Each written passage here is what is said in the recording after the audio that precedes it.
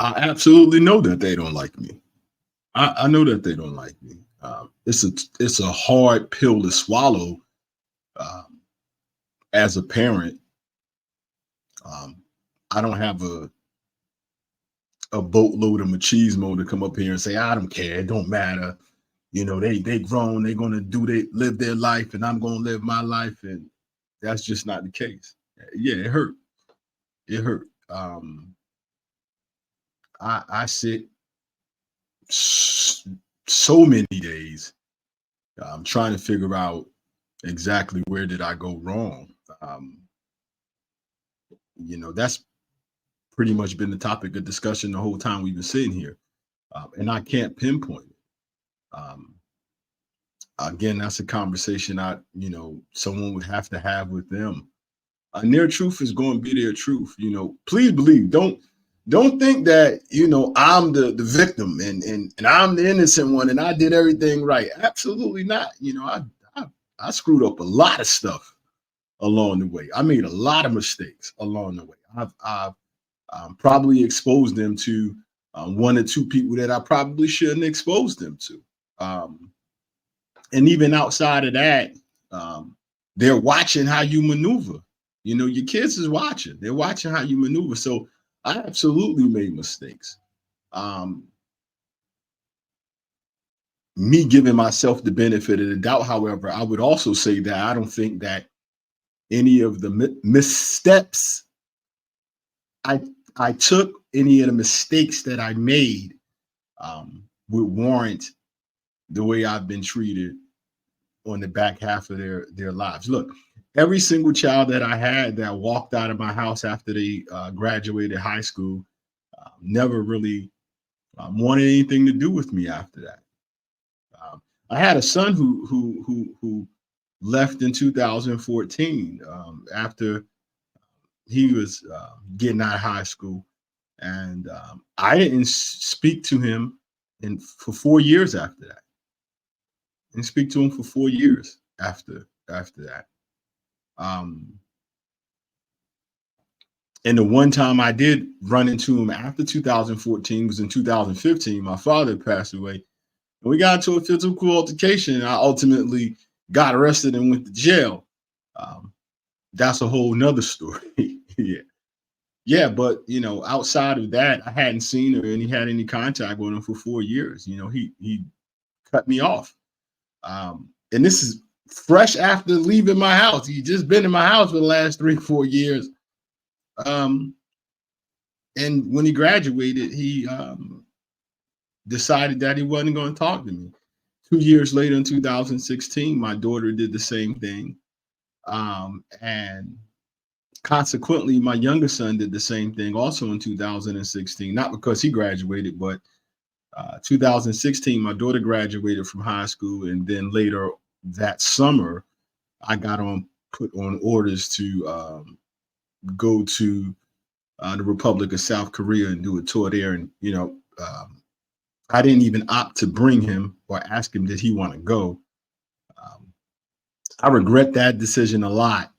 I regret that decision a lot because I left him with his mother uh, merely for the sole fact that because it was his mother. That's it. It was nothing more, nothing less.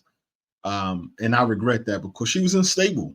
She was unstable. Her and the situation she was in, she was unstable. My son went there after ninth grade, and he stayed with her through his high school years. In 10th, 11th, and 12th grade, every single year he was in high school, she moved for one reason or another, whether it was across town, she moved across town inside the town that they were in North Carolina. They were in Fayetteville, and so he switched school 2 years in a row there. And then ultimately, after his junior year, somewhere along that summer, him going into the 12th grade, she picked up and she moved to Charlotte. So now he's switching school. He had to move to a whole new city that was 3 hours away, and for a senior year and make friends. So 3 years in a row, four if you count the year that he lived with me for ninth grade. That was ninth grade, 10th grade, 11th grade, 12th grade. Every single year there was a different school, and I think that might be one of the issues. Um, I know that's an issue for me that I have with my younger son. That um, above all, I should have just took him with me, made my tour a little bit longer, but took him with me because I knew I could have gave him an atmosphere that he needed to stay stable. I know for he would have stayed with me. That would have gave him 2 years in the. I would have gave him a second year in the school that he already did ninth grade in, um, and then go into career. He could have potentially did 11th, 12th grade in an overseas school. So as far as the relationship with us go, yeah, I think he might harbor a little bit things between us um, because maybe that situation. At least that's one thing that I'm guessing. But nevertheless, he was another one who quit talking to me. And I don't know if he quit talking to me because I had did something to him. I don't know if he quit talking to me because I didn't bring him back with me and take him to South Korea with me. Um, well, I don't know if he stopped talking to me because again, it was like a cult. It was okay, mom doesn't mess with you. She's in her relationship. Tori doesn't mess with you. My daughter doesn't. Maybe he felt like he was the oddball. If I'm the only one that communicates with dad, I'm the oddball. So by default, I'm just not going to associate with him because that's the vibe over here. And I don't want to be the oddball out when my brother, my sister, my mother doesn't deal with my father and the person my mother's with and their kids. Nobody here, everybody um, talks disparagingly about him, at least I would guess. And so maybe that's a reason why he stayed away. But they don't like me. They don't like me. They haven't liked me for some time. I told you a little while ago, a few minutes ago, this started a long time ago. If I had to pinpoint it, I would, again, I would revert back to uh, when their mother and myself we got divorced. Um, I remember that time that I tried not to tell them for a while. I think it was probably about a month and a half that I tried not to keep that information. And then it was a Thanksgiving. Thanksgiving really, really, really pissed me off because I remember the Thanksgiving was like a month after we broke up. My ex-wife, um, I said, "Hey, what do we want? What do you want to do? Um,